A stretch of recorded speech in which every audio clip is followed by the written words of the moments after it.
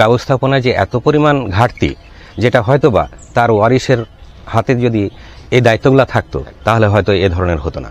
কারণ যে জায়গায় লক্ষ লক্ষ লোক দূর দূরান্ত থেকে আসে, তাদের থাকা খাওয়া, তাদের ওই যে হুজরাখানা যেটাকে বলা হয় এই জিনিসের, এবং বাথরুম, টয়লেট, প্রসাবখানা মাত্র 2টা, এখানে যথেষ্ট পরিমাণ প্রয়োজন।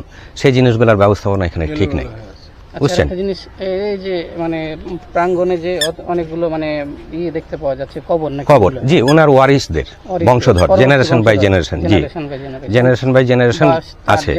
যেমন ফার্স্টের 2টা কবর দেখছেন, ফার্স্টের যে 2 কবর, ওই 2 কবর, ফার্স্টের 2 কবর, ওই 2 কবর হচ্ছেন উনি নাবালক অবস্থায় ওনার বাচ্চা, 2 বাচ্চার কবর। হ্যাঁ, এই পরবর্তী 2 ছেলের কবর, এটা হচ্ছে পরবর্তী 2, জি, পরবর্তী জেনারেশনের পরে ওইখানে ছেলের কবর আছে 2টা। হ্যাঁ, যে জায়গাতে আপনার 4 সাইডে 4টা পাথর পুঁতি দেওয়া ছিল, যে পাথরগুলা দেখেন আপনি, ওই একটা নেই, হ্যাঁ, একটা নাই, একটা ওই ভিতরে রাখা হয়েছে রাজবাড়ির ভিতরে, আমাদের আদি বাড়িতে ওখানে রাখা আছে। আর এই যে একটা দেখেন জিন্দা পাথর, এই যে এটা, জি, এটা জিন্দা, ওইগুলা নষ্ট হয়ে গেছে, মারা গেছে, সবগুলা একই রকম ছিল, জি জি জি। তো আপনাদের মাধ্যম দিয়ে আমি এটুকুই জানাতে চাই জনগণকে, এবং বিশেষ করে প্রশাসনের মাধ্যমে, মিডিয়ার, আপনাদের এই মিডিয়ার মাধ্যমে, যে কি যেহেতু ধরেন যাদের মাধ্যম দিয়ে আমরা ইসলামের ছোঁয়া পেলাম, তারা কিন্তু কোনো লোভী মানুষ নয়, আর তারা কিন্তু জোর জবরদস্তি সাথে করে নাই। তারা সবসময় চেষ্টা করেছে মানুষকে আন্তরিকতা দিয়ে, ভালোবাসা দিয়ে, বিভিন্ন ধর্মের লোক এই জায়গায় কিন্তু ওনার কাছে আসেন, বুঝছেন? তো এই জিনিসটা, তার সেই যে সিলসিলা, এই জিনিসটা যাতে আল্লাহ এখানে বহাল রাখে, সেই জন্য আমি চাইছি যে কি এমন কিছু ব্যবস্থা আল্লাহ করুক আপনাদের মাধ্যম দিয়ে বা জনগণের মাধ্যম দিয়ে, যাতে এই জিনিসটাকে সঠিক ব্যবস্থাপনায় যাতে আসে, এটুকুই আমাদের আবদার। হ্যাঁ, আর আপনারা দোয়া করবেন আল্লাহ যাতে আমাকে সহি সালামতে সুস্থভাবে রাখে। আমি অনেক বাধার সম্মুখীন হই এখানে আসলে, উরুসের সময়।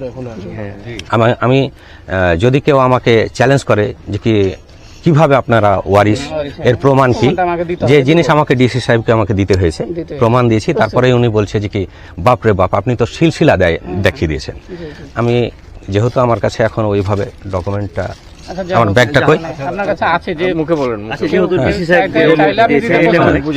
তো জি, তো সেই আমি নট অনলি দ্যাট, ধরেন 100 বছর 200 বছরের নয়, প্রায় 400-500 বছর, 600 বছর পুরনোরও ডকুমেন্ট আমি দিতে পারবো। 500 বছরের পরম্পরায় যে, হ্যাঁ, কুরসিনামা, একবারে অরিজিনাল কুরসিনামা, যে 1836 সালে আমরা মূল কপি থেকে কপি করে নিয়ে আসা, সেটা পর্যন্ত আছে আমাদের কাছে, জি, স্টিল প্রেজেন্ট।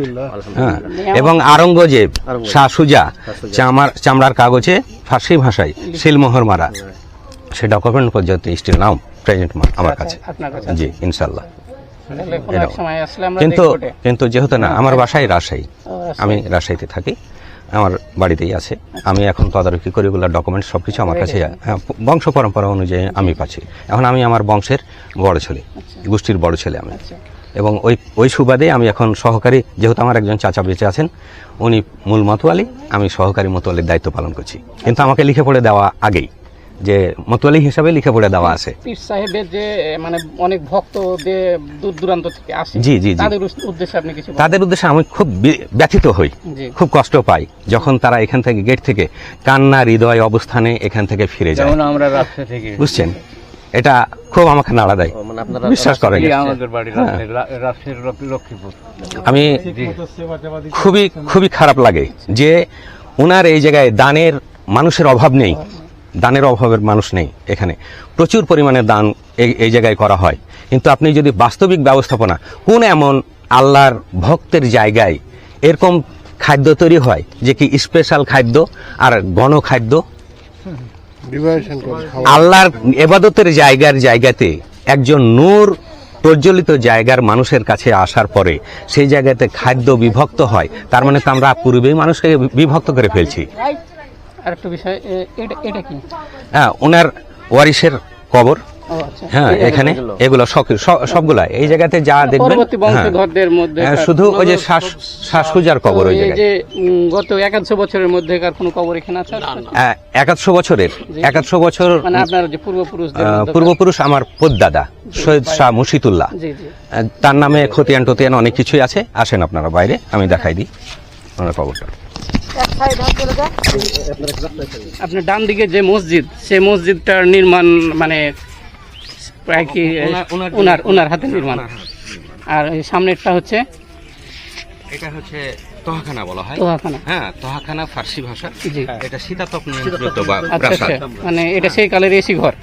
জি জি। এসি তো এখানে থাকতো কে? এই যে হ্যাঁ, আমার দাদা না ইয়াতে পূর্বে থাকতেন শাহ সুজা। সুজা। শাহ সুজা পর ওনার জন্য জি এটা। জি জি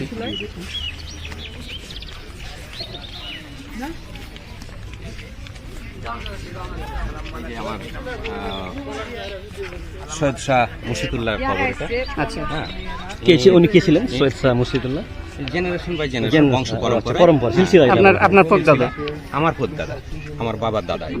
আর ওনার স্ত্রীর কবর মহিলা গোরস্থান আছে পাশে, একটু কিছু দূরে মহিলা গোরস্থানে ওনার কবর আছে। হ্যাঁ।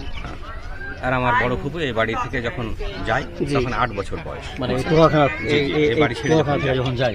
হ্যাঁ ছোটতে তো 72 সালেও আমাদের বংশের কিছু মানুষ এখানে বসবাস করছে। করতেন। জি, আচ্ছা বিষয় এটা পদ্মাদা।